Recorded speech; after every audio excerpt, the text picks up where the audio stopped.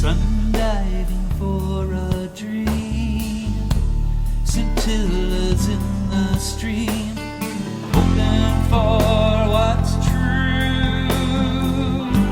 I'm trawling for honor in this shallow pool.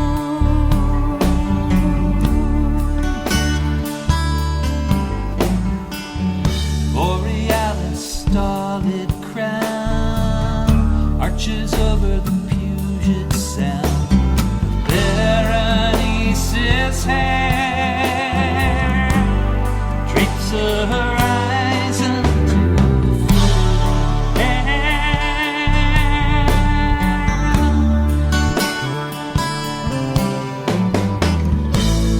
Where is my lucky star tonight?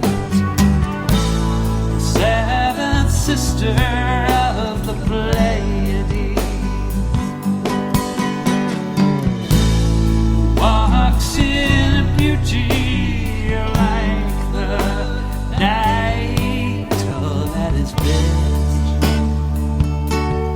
dark and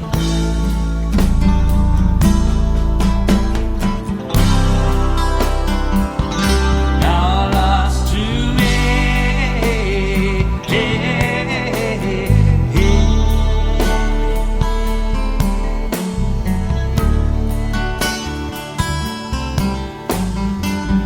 Only trust in the northern star.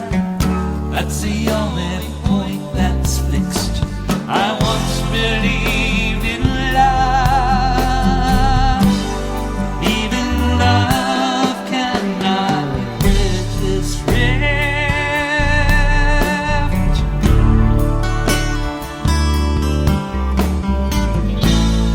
Where is my lucky star tonight? You can advertise your business on Night Dreams Talk Radio, and you will be heard worldwide. Why not contact us at nightdreamstalkradio@gmail.com. Do you have a paranormal story you want to share on Night Dreams Talk Radio? You could be a guest. Email us at nightdreamstalkradio@gmail.com. From our compound, from the West Coast to the East Coast to worldwide, both on the internet and terrestrial radio, you're listening to Gary Anderson on Night Dreams Talk Radio, After Dark.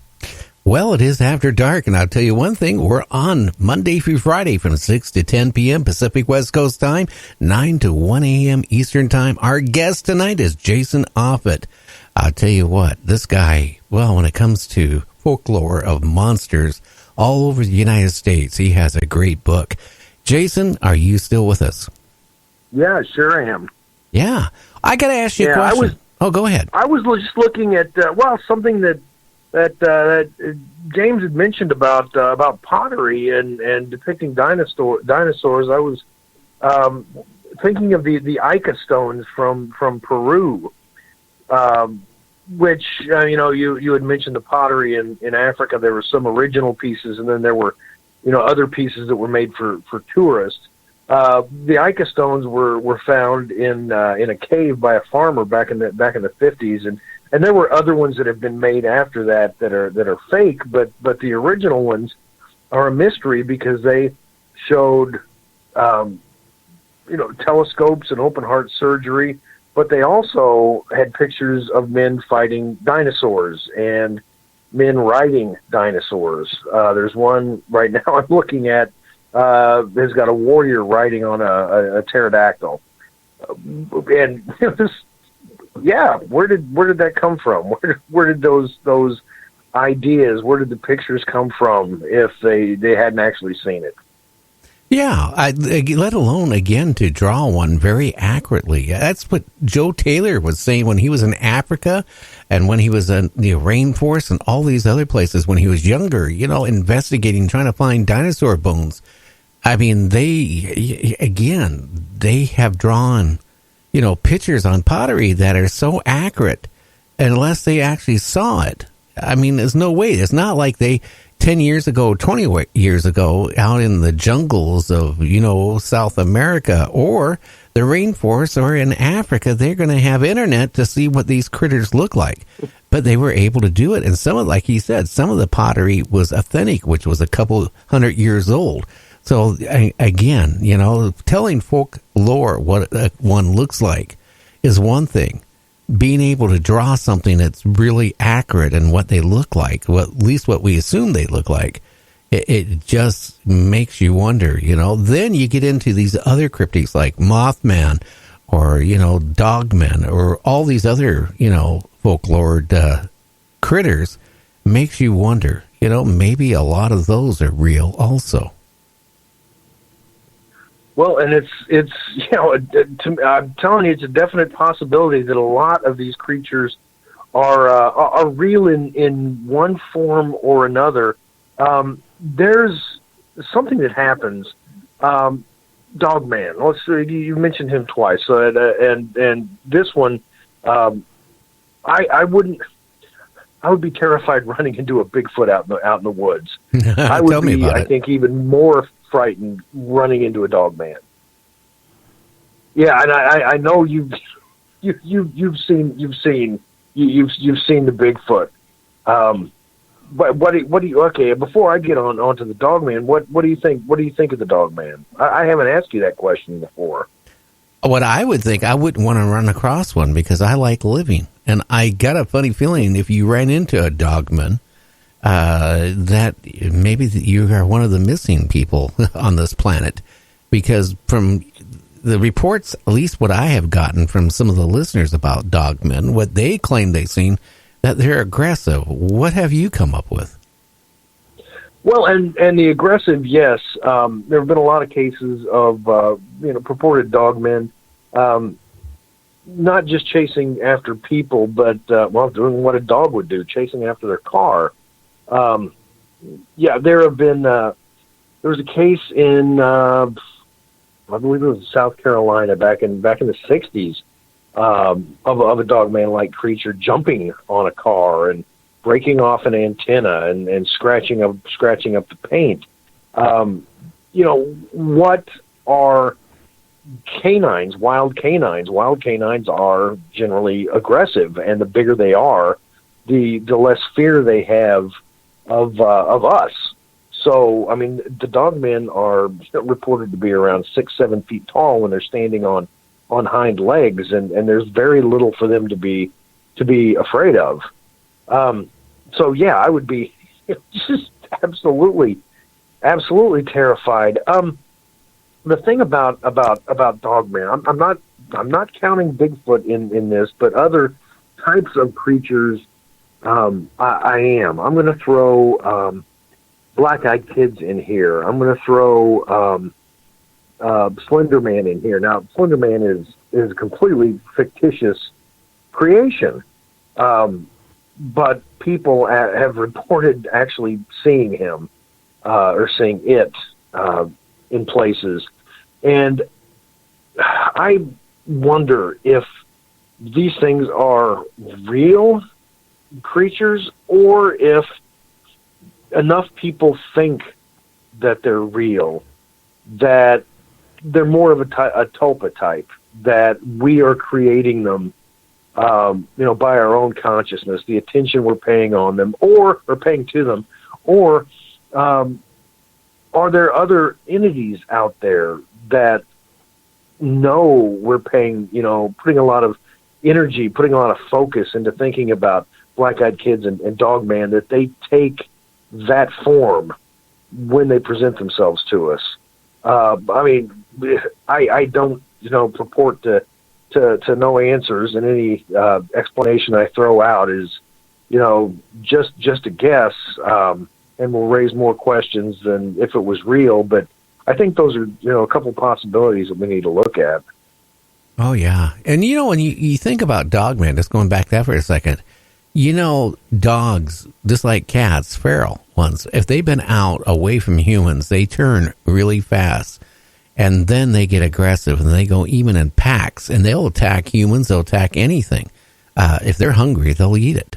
And again, Dogman, if it's out there, And if it's hungry, I mean, it has to eat something. It doesn't go up to McDonald's and say, give me a burger.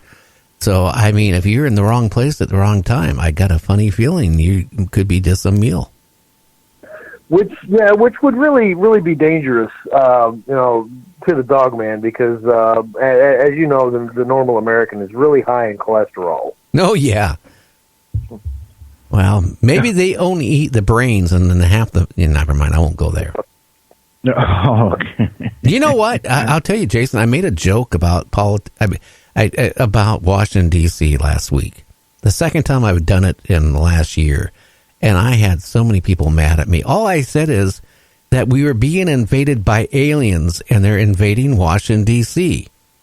But we found out they only eat the brains of politicians. So don't worry, folks. They'll all starve to death within a day or two because we know politicians have no brains. People got mad. I don't understand how, honestly. It's fair game to attack politicians. Yeah, well, yeah. In other words, I implied that they don't have brains. I didn't, I don't know. I got a funny feeling most of them don't, but that's my view.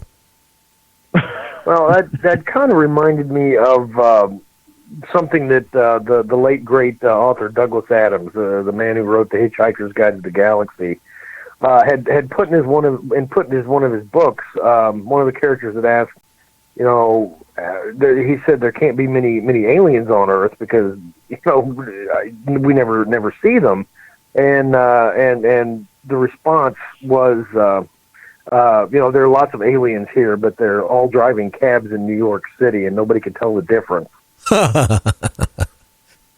It's probably true. It depends what type of aliens we're talking about here. Oh, well, no, I wasn't going there. Maybe the ones... Space aliens. Okay, I thought maybe it was the ones that were climbing over the fence. No, I don't touch anything political, so that's not where that was going. Okay. As you know, they are crawling over the fence that's built.